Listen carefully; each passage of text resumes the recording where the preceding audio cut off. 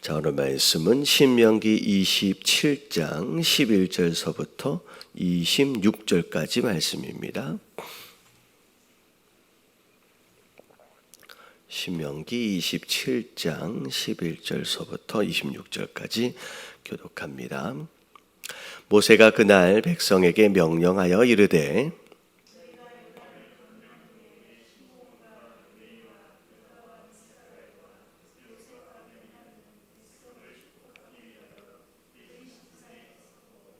르우벤과 갓과 아셀과 스불론과 단과 납달리는 저주하기 위하여 에발산에 서고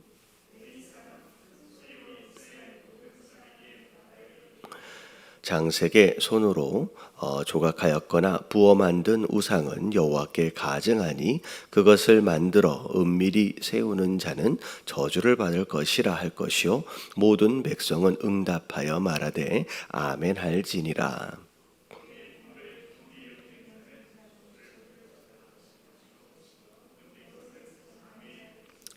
그의 이웃의 경계를 옮기는 자는 저주를 받을 것이라 할 것이요 모든 백성은 아멘 할지니라.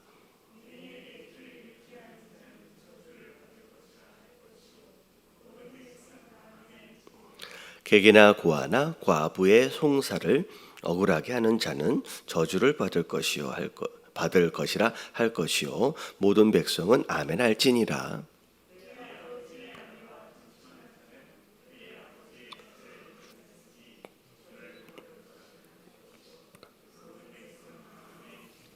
짐승과 교합하는 모든 자는 저주를 받을 것이라 할 것이요 모든 백성은 아멘 할지니라.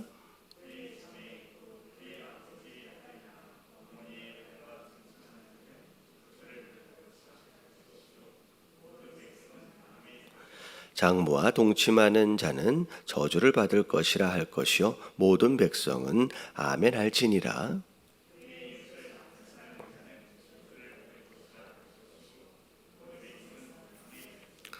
무죄한 자를 죽이려고 뇌물을 받는 자는 저주를 받을 것이라 할 것이요 모든 백성은 아멘 할지니라.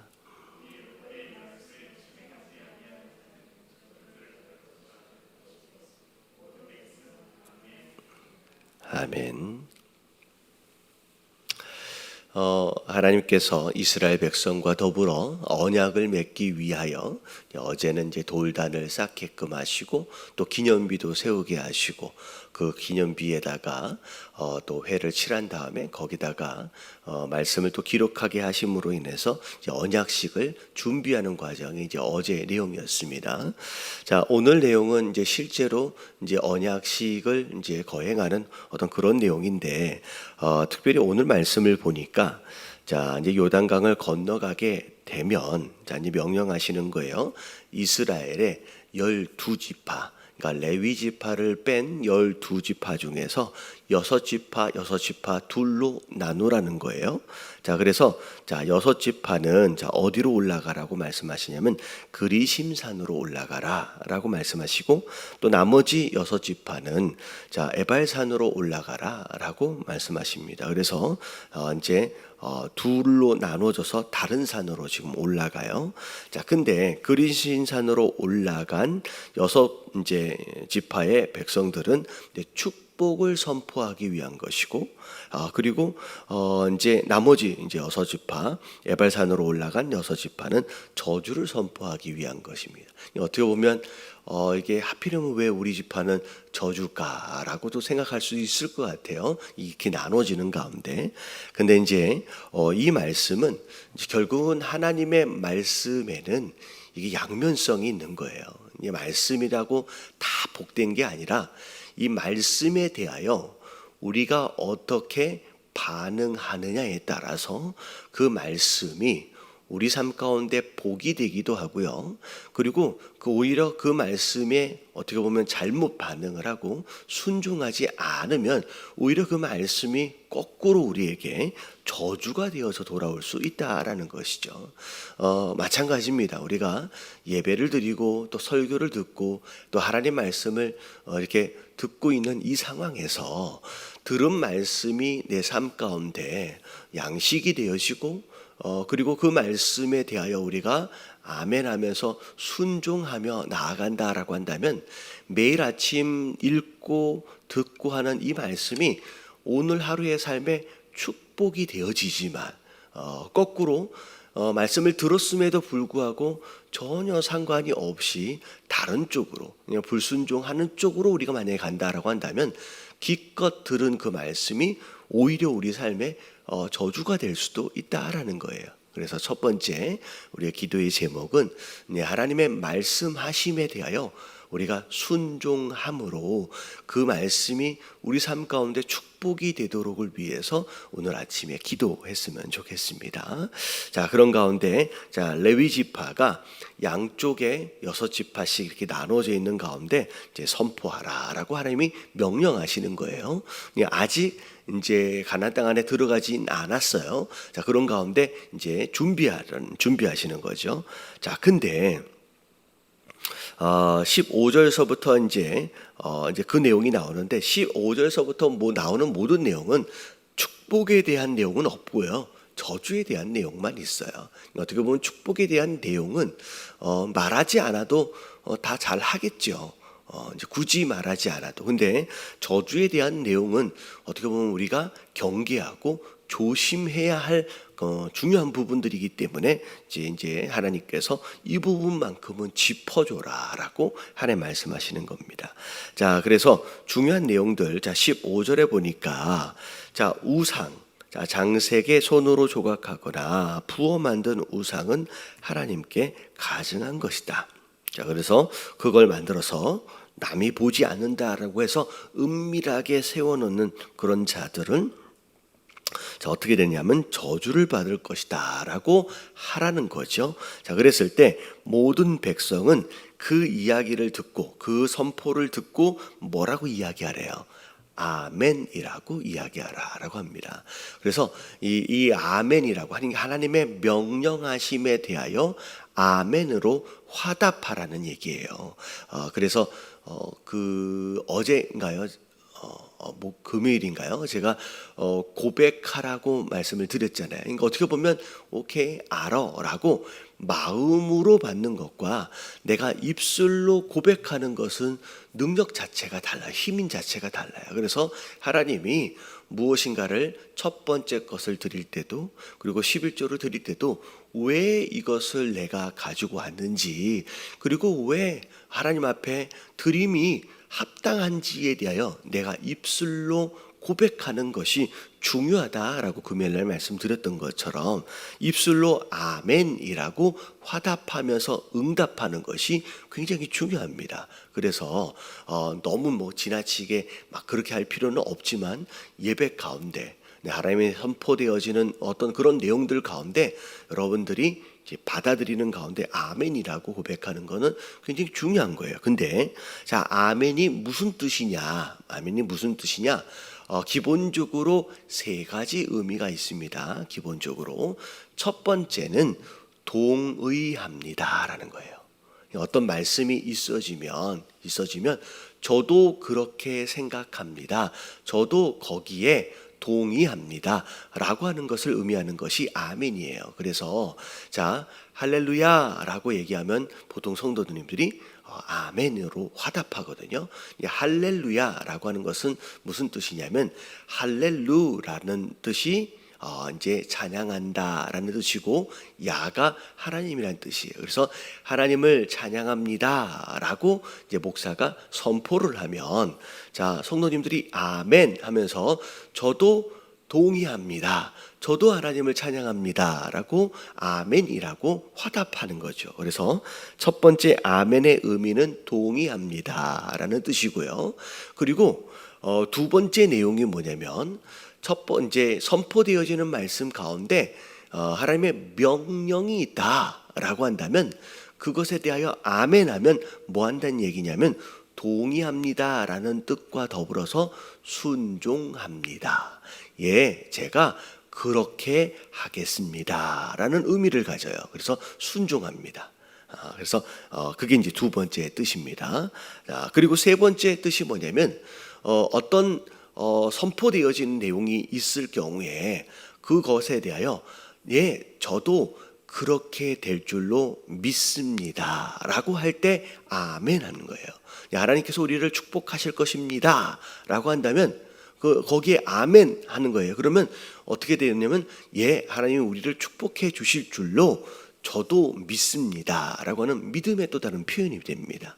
자, 그래서 크게 이제 세 가지로 나누는데, 자, 오늘 15절에 나오는 우상 만들지 말라, 그러면 저주를 받을 것이다 라고 이제 선포를 하는 거죠. 그러면 자, 거기에 대해서 아멘이라고 너는 입으로 이야기해라 라고 하는 것은 뭐라고 얘기냐면 저주 받는 것에 대하여 제가 동의합니다. 그리고 그렇게 하지 않을 것으로 제가 순종하겠습니다. 제가 절대로 그렇게 하지 않겠습니다. 심지어 조금 더 얘기하면 이제 그렇게 저주를 받을 줄로 믿습니다까지도 얘기가 되는 거예요. 그러니까 우상을 섬기면 저주를 받을 줄 믿으니까 그러면 안 하겠죠. 그래서 이런 거예요. 저주를 받게 될 줄 진짜 믿는다면, 진짜 믿으면 안 하는 거예요. 예를 들어서 천국이 진짜 있고 아니면 거꾸로 지옥이 진짜 있다라고 하는 걸 진짜 믿으면요, 그러면 정말 우리가 그렇게 되지 않을 수 있다는 거죠. 그러니까 믿습니다까지를 이야기하는 거예요. 그래서 여러분 예배를 드릴 때 우리가 그냥 입 꼭 다물고 그냥 듣기만 하는 어떤 뭐랄까요?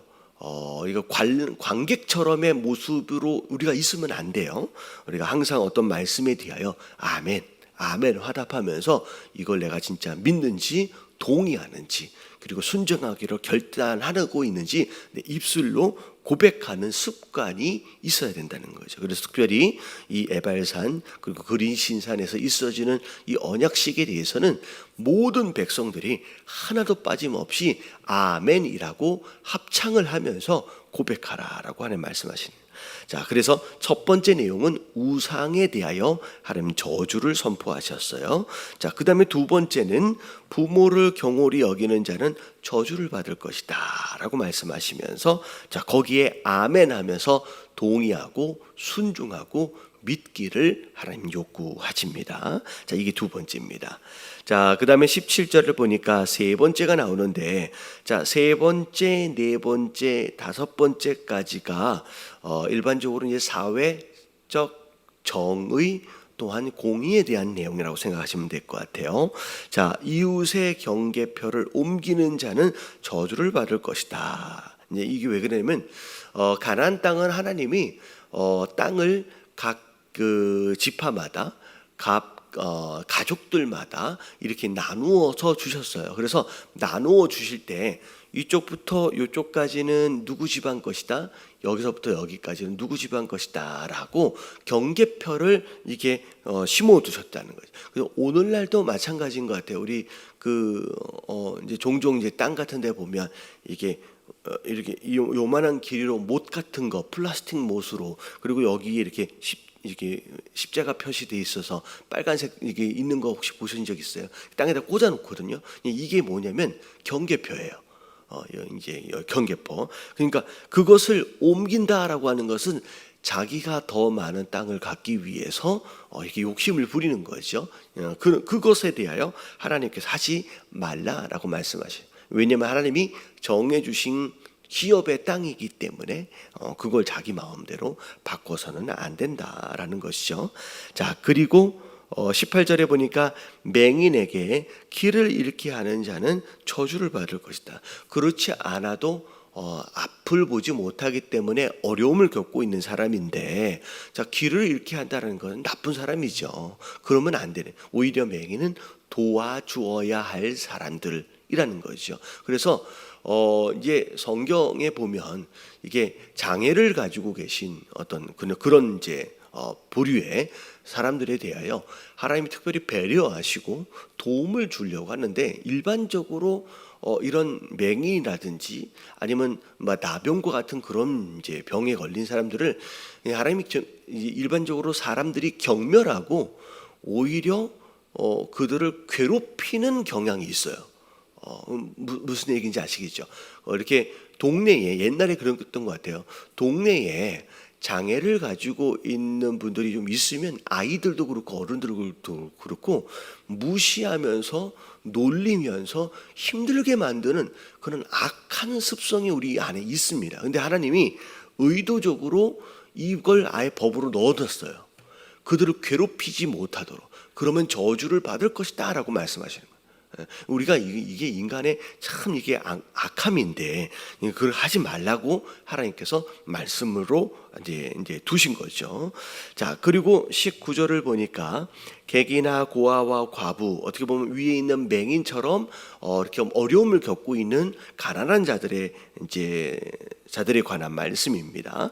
자, 그들의 송사를 억울하게 하지 말라라고 이제 하나님께서 말씀하시면서 어떻게 보면 그들은 가진 것이 없는 자이기 때문에 무시해도 그들은 어떻게 보면 반격을 할 만한 힘이 없고요.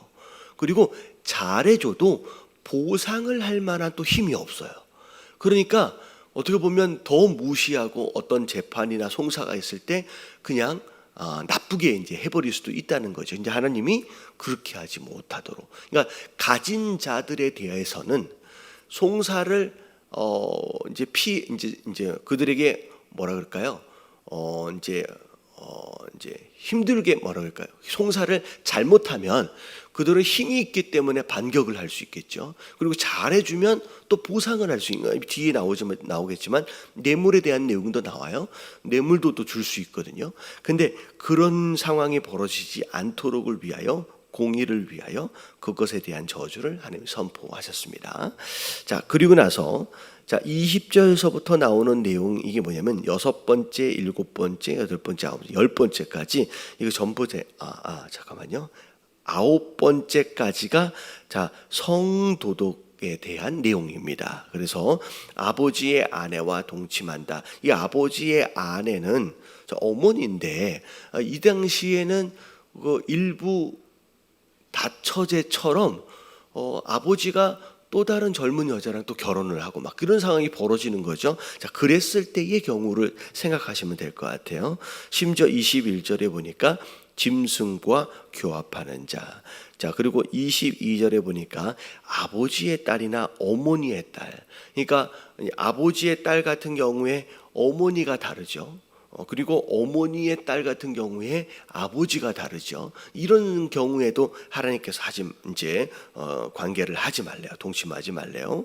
자, 그리고 24절 3절에 보니까 장모와 동침하는 자, 이것도 하나님께서 이제 금지하셨습니다. 그래서 7번 이제 6번째서부터 9번째까지가 성도덕에 대한 내용들 하나님이 이제 금지하신 내용입니다. 자, 26절의 10번째가 이제 암살에 대한, 살인에 대한 거, 이거는 이제 하나님께서 금지하셨고, 자, 그리고 이제 25절의 11번째, 자, 뇌물을 받는 자, 이것에 대해서 하나님께서도 저주하셨습니다. 그리고 마지막 6절에 이 율법의 말씀을 실행하지 않는 자는 저주를 받을 것이다 라고 말씀하시면서 마지막으로 모든 백성은 아멘하라 라고 말씀하셨어요. 자, 그래서 우리가 이제 하나님께서 저주에 대해서 선포하실 때 우리가 조심해야 될 게 우상에 대한 것, 또 부모님에 대한 것, 그리고 사회적 정의나 공의에 대한 것, 그리고 성적인 것에 대한 것, 그리고 살인에 대한 거, 이런 식으로 좀 분리가 되었다라고 생각하시면 될 것 같습니다. 자, 오늘 함께 기도하실 때 하나님, 오늘 우리에게 허락하시는 말씀, 이 말씀이 축복이 되게 하여 주시옵소서. 이 말씀에 대하여 순종하기 원합니다. 특별히 아멘으로 살아가는 사람들 되게 하여 주시옵소서. 그 하나님의 말씀하심에 대하여 동의할 줄 아는 사람, 입술로도 마찬가지예요. 그리고 하나님 말씀에 대하여 순종하기로 결정하는 사람. 그리고 세 번째, 하나님 말씀하심에 대하여 믿는 자 되게 하여 주셔서 오늘 하루 아멘으로 승리하는 우리 모두가 될 수 있도록 해달라고 우리 다 같이 주님 한번 부르짖고 통성으로 기도하며 오늘 하루 시작하도록 하겠습니다. 다 같이 기도합니다. 시작. 주님, 하나님 감사합니다.